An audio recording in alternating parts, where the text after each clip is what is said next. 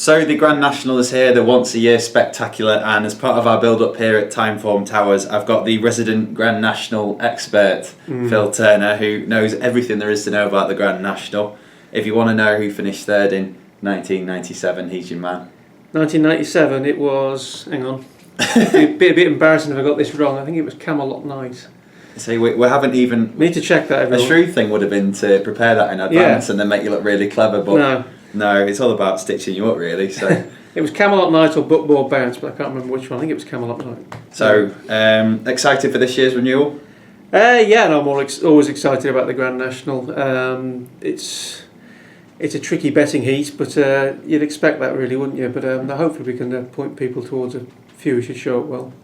Okay, so we'll jump straight into it, and I think the best way to do it is to just do them in chunks, really. We're going to go through every single runner, all 40, and maybe even a couple of reserves as well, see how we're doing. So the first two in the in race card order even, are the Last Samurai, who of course was favourite last year, second in this last year, and More of That, who is a classy runner. Yeah, no, I mean, definitely two of the more interesting runners. People remember that Last Samurai was our top rated last year. And he put up a very bold show, finished second, and he arguably did a bit better than that the result suggests, because he was the only one of the ones who raced up the pace on late rain, softened ground, who sort of hung in there. So he's since been back, finished third in the Beecher Chase, and he ran okay last time in the Grimthorpe as his warm-up again. But the significant thing is he's £12 higher than last year. I mean, everyone bangs on about the fact that no horse since Red Rum has won back-to-back nationals, but no runner-up has gone on and won it 12 months later since I think the early 50s, and that just shows they're carrying a lot more weight. He's a really, really likeable horse, stays all day and got a very willing attitude, and he may well give you another really good run for your money, but I think he's going to need two or three of the well-handicapped ones not to get round or underperform for him to actually get the win. So for win purposes, I'll be taking him on. And More of That, well, we all know he's probably the best horse in the race. If he could go back to his hurdling days, looked like he was going to be a real star. Things haven't gone to plan with him. He bled in last year's RSA chase. He had wind problems over hurdles. But if you didn't know that about him, he's kind of been sort of showing up well in Grade 1s in his last three starts. And I'm coming round to him. I must admit, I think Barry Geraghty's picked right out of the JP horses.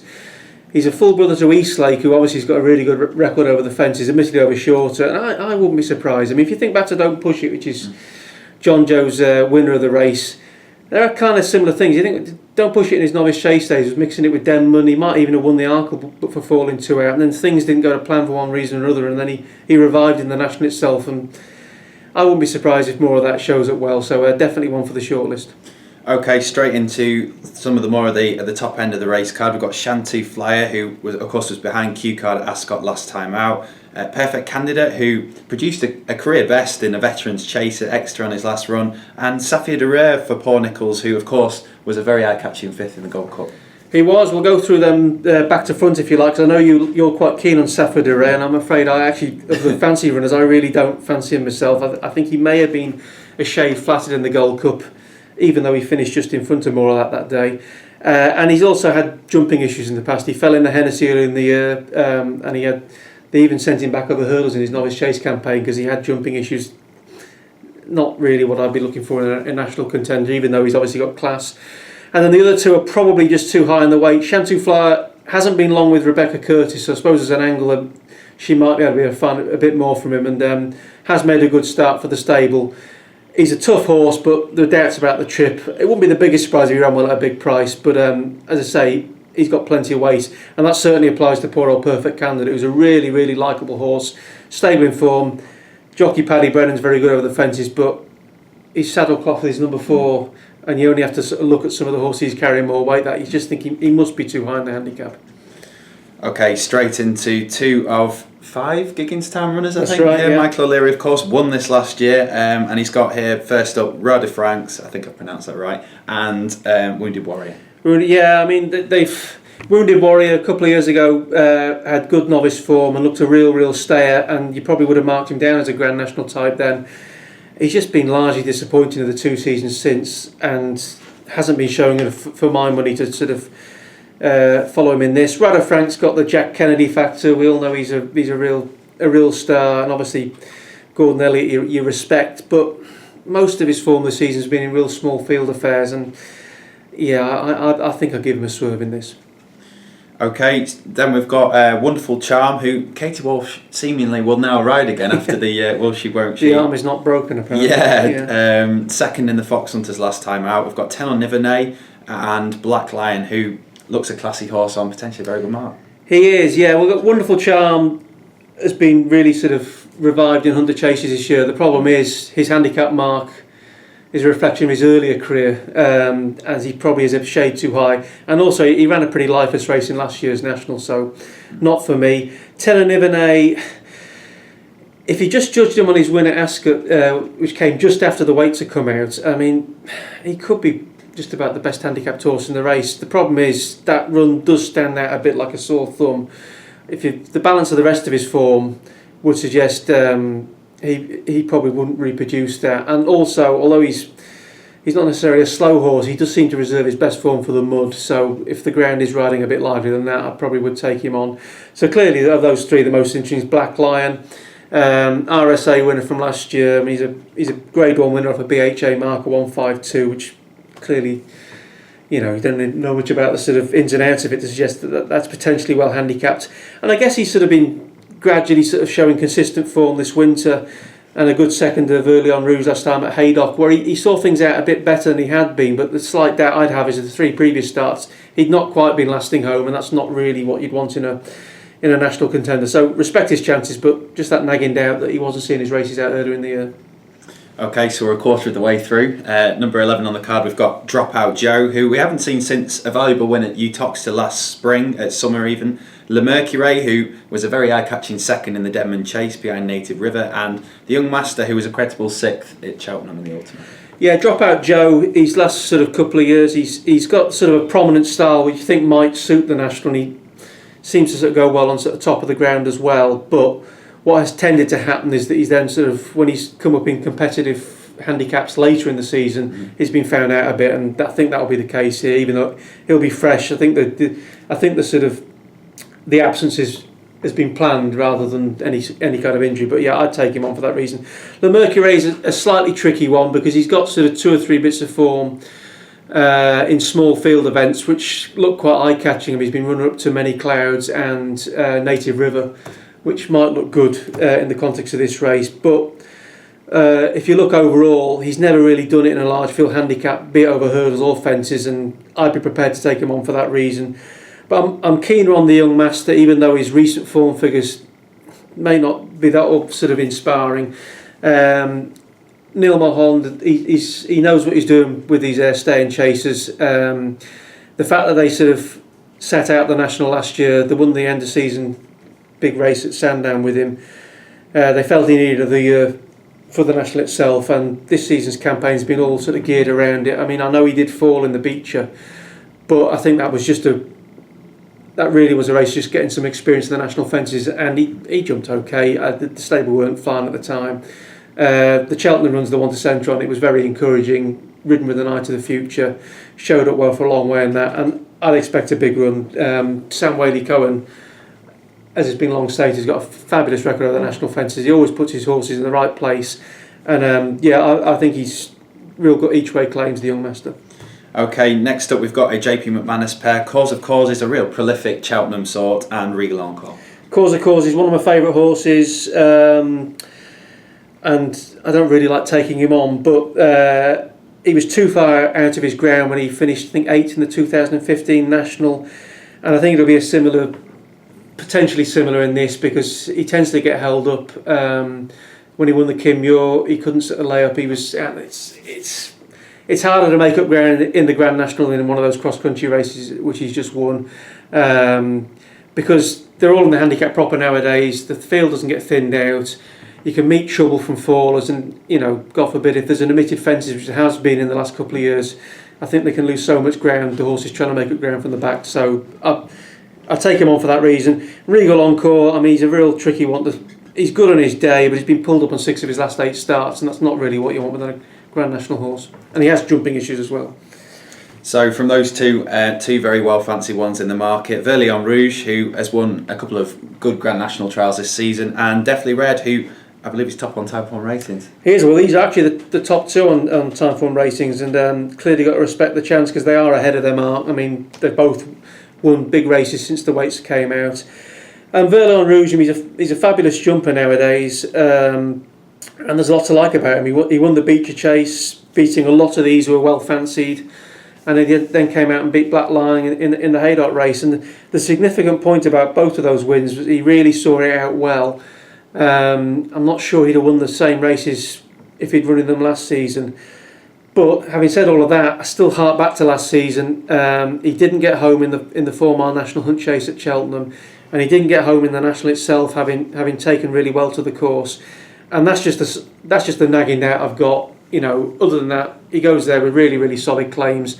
But you know, he is one of the favourites, and if you're looking for any possible chink, that may be it.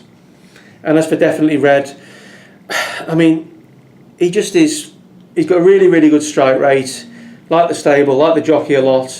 He's got 2 wide margin wins on the Northern Circuit this year in good prizes. And he's just so well handicapped. I had a slight doubt he might jump a bit too slowly at times. That certainly seemed to be the case in a race at Haydock this winter. But, you know, if you can overlook that and he takes to the course, he's just too well handicapped to ignore. It's a very similar case to the last Samurai last year. You know, he's so well ahead of his mark. You've got to respect his chances, and I'd be hopeful of a bold show. Okay, approaching halfway, then we've got Cello Conti, who everything points to a decent run. Double Shuffle, who has been performing well of late, and Hublanda Zobo, who won't suffer for stamina. No, that's true. I mean, Cello Conte is very, very consistent. He's actually yet to win for Gordon Elliott, but he's always finishing in the money in these big races, in the right races, if you like. And he's probably the most interesting of Gordon Elliott's contingent. Again, rather similar to Verlion Rouge, he didn't quite last home in last year's National. Now, I know there was late rain on the day, and it might be a different scenario this time around, but that would just be my slight doubt with him. But, you know, he comes in with very consistent claims, and he's since gone back and jumped really well when third in the Beecher Chase. Double Shuffle, there are definitely trip concerns with him. He's never tried this kind of trip before, but I think he strikes me as being a bit overpriced. He's one of the more unexposed runners in the field. He's quite unexposed at 3 mile, let alone 4 1/4. But by and large, he jumps really well. He travels really well. I could see that taking him into the race, and I could see him travelling strongly for a long way. Now, whether it'll be enough to eke out and remain in the money over this trip, but he's about 40-50 to 1, and I think he's been sort of a bit forgotten. He wouldn't be this priced if it was a 3.5 mile race over conventional fences, I don't think. So, yeah, stable's still going well. Definitely one for the shortlist. Hublanda Zobo would only be one for the shortlist if there was bucket loads of rain. And even then, I'm not sure he's quite the force of old. He's got lots of good pieces of form. In big races like the Hennessy, where you could make a case for him off this mark, but he's been on the go for a very long time from his juvenile days, and it might just be the fact that there's plenty of miles on the clock, and I can just see him getting too far back in the race itself. I can't see him able to lay up and hold a place on recent evidence anyway. So halfway there, and 2 interesting types up next. Pleasant Company, who is the choice of Ruby Walsh, and One for Arthur. Yeah, I mean, Pleasant Company, I wouldn't be surprised if there's plenty of interest with the Walsh-Mullins factor. And he's an interesting horse, there's no doubt about it. I mean, he's a strong traveller. Sometimes he can perhaps pull a bit too hard, which might be a factor in the National. I just can't make my mind up with him. He won the Bobby Joe, which is often a good trial for the National, certainly from the Irish contenders, but I'm not sure how much was left at the death. It was either an expert ride by Waters to just get in there. The trip's the slight concern for me with him. He didn't stay in last year's National Hunt Chase at Cheltenham, and that's the only reason I'd be taking him on. As I say, if it was a conventional handicap over about a mile less, then he'd be top of my shortlist probably. But the trip's just the sort of slight concern with me. One for Arthur, no real concern with the trip. I think it'll stay all day, and he's a real likeable horse. And we should mention he's the only horse of anyone in this race who's still got a Timeform P. So he's unexposed.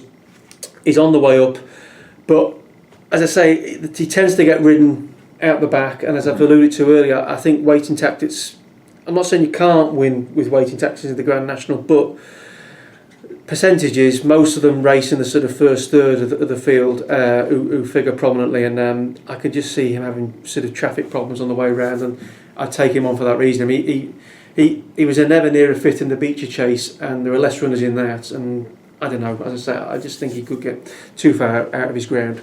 Okay, so the next three in the card, we've got Ballymagor, who has seemingly pulled up last three starts and unseated in this last year. O'Fellin's Boy, who potentially is on an absolute wonderful mark, and Highland Lodge, who was second in the Beach Chase. Well, all three of these actually have all sort of had their physical issues in the past. They've often shaped as a mish for Highland Lodge, it should be said, for previous connections. But yeah, Ballymagor, I mean, there'd be serious doubts about the trip, even if he was on song. He actually did take to the course pretty well before unseating. He was travelling well when he seated, but it's a long way from home, and yeah, there's just no encouragement in recent starts. Unfortunately, you can say the same about O'Fellin's Boy, given I backed it when the weights came out. There's been zero promise in his 2 runs. It should be said, he's had a wind operation since then. Jockey booking's good, Paul Townend, and the prominent style is what you need for the National. If he returns to the form he was showing in last year's Cheltenham Gold Cup, he's off a featherweight, and you could see him running well for a long way, but it's a big leap of faith on what he's been showing this year. Highland Lodge, on the other hand, you can definitely see him running well for a long way and giving you a run for your money. He's taken superbly to the course on both tries, and historically he did sort of stay well as well, but it's just he's got a lot of weight. The handicapper gave him weight to sort of guarantee him a run in a bizarre way, and there just should be better handicap runners than him, but I suspect he'll go well for a long way if you back him, but I'll be a bit surprised if he's well enough treated to win the race. Okay, next we've got Bishop's Road, who of course won the Haydock Trial that Verlion Rouge won the year before. Lord Windermere, the 2014 Gold Cup winner. Is it 2014? Yes, it was. Yeah. And St Eyre, who was second 2 years ago in this behind Many Clouds. Many Clouds, indeed. Yeah, well, Bishop's Road obviously was well fancied for this last year and just missed the cut. They ran him in the top instead, and he unseated at the first, which is not the ideal scenario for a Grand National, hopefully. He did have some falls earlier in his career. I don't necessarily cite him as being a bad jumper, but I suppose that would be a concern. Yeah, I respect the yarn. He's a likeable horse, but I'm not sure he's been at quite the same level this winter as he was last winter, and his handicap mark is higher than it would have been had he run in last year's race, so I think I'd take him on. Lord Windermere, well, look, he's got Leighton Aspel's booked. He's a 2-time national winner.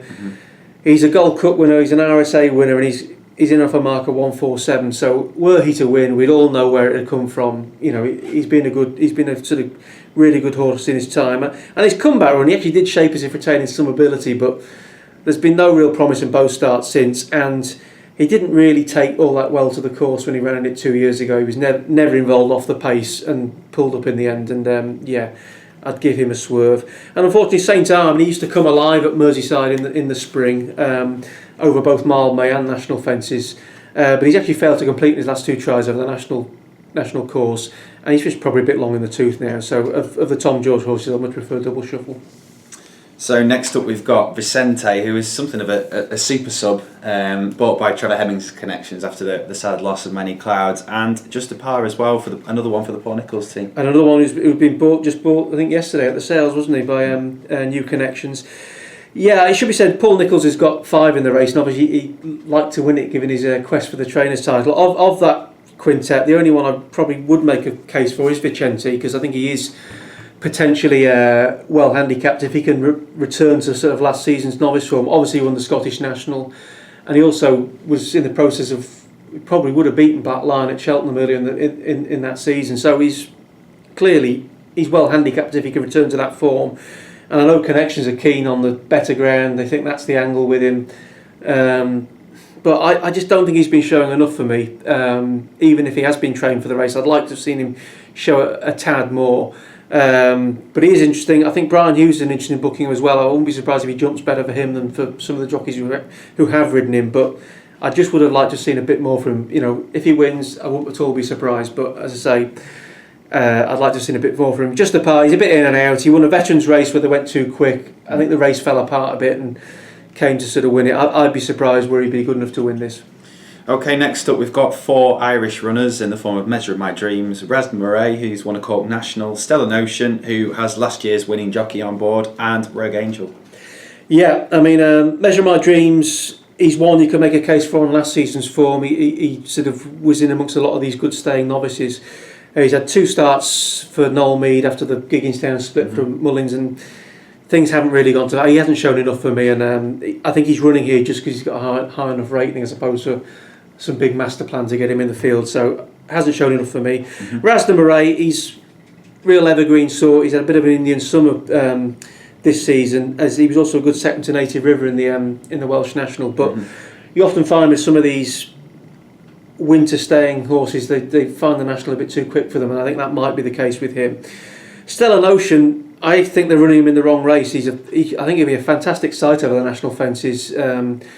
I mean, he was entered in the top of them, and that was the race for me. I'd have serious doubts about him lasting out the trip in the national, but I think he could make a real bold show for a long way. But I'd be surprised would he be able to last out. Rogue Angel, no doubts about the trip. The angle with him is he won last year's Irish National. If you think back to last year with Rule the World, he'd finished second in the previous year's Irish National for the same connections. He's always been in and out and had patchy, streaky form.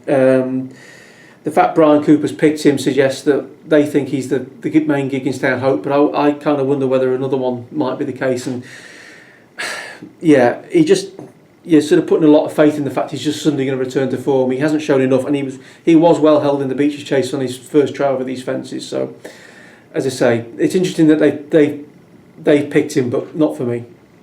Okay, almost there. Next 3 we've got Cocktails at Dawn for the Nicky Henderson team, Thunder and Roses and Gasline Boy. Yeah, Cocktails at Dawn, he's an exuberant sort. He fell heavily in last year's Topham. He fell heavily in a big race at Kempton recently as well. And yeah, I mean, things, for one reason or other, things just don't seem to have gone to plan with him. I don't actually think he's necessarily a bad jumper, but you can't get excited about him on that sort of recent evidence. Thunder and Roses, by contrast, he's actually the one of the Gigginstown 5 I actually probably would side with, and he's also sort of he was the one who Pleasant Company just pipped in the Bobby Joe. So if you fancy Pleasant Company, this one's trading at much bigger odds. I'd suggest chuck a few quid at him as well. There's been a bit more life out of him. He's another previous Irish National winner from 2 years ago, and as I say, there's just been although it's patchy form as well, there's been a bit more life and occasion this season than Rogue Angel, and as I say, he probably is overpriced. Gasline Boy, we should mention he's got Robbie Dunn, who's a real specialist in these long distance chases, and they say he looked like he might even have won the Grand National itself with Vic's Canvas 100 to 1 shot last year. I could see him running well for a long way at a big price, but I'd be a bit surprised were he to be in the real shake-up at the end. But just mention and say Robbie Dunn's record in these races, it's not a coincidence. He keeps doing it on different types of horses, often from unfashionable yards. He clearly just gets them in a rhythm and is able to preserve their energy for a long time, and so he might go well for a long way. Okay, 3 to go. We've got 38, Good to Know, 39, Le Vatican, and perhaps the most luckiest horse in the field, Dr. Harper, who's squeezed in thanks to the absence of Pendra. Pendra, yeah. Don't really fancy any of these 3, to be honest. Good to Know, there's a chance he needs the mud. He chased home one for Arthur in the big Warwick race, and he won on his next start, but I just think he'll find this happening all a bit too quick. Le Vatican, she's a good jumper. She's jumped well in the Sefton and the Topham before, but in both those races she didn't last home. So how the hell she's going to last home with another circuit on top of it? Not for me.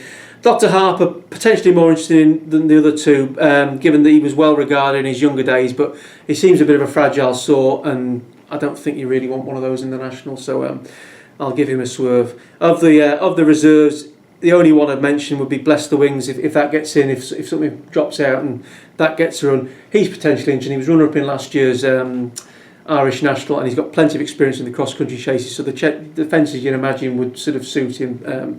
He might well go well at a price, but he's the only one of the reserves I give a mention to. Okay, so very quickly to wrap things up, can you give us your 1, 2, 3, 4 for the easy 1, 2, 3, 4? Well, I'll not just sticking blindly with the numbers. I think definitely Red's. He's just too well handicapped to ignore, so I'll go with him to win. The Young Master for second. Hope more of that. can just sort of eke out his old class and finish third. And as for the outsiders, I think Double Shuffles is overpriced, and hopefully he can hang on in there and finish fourth.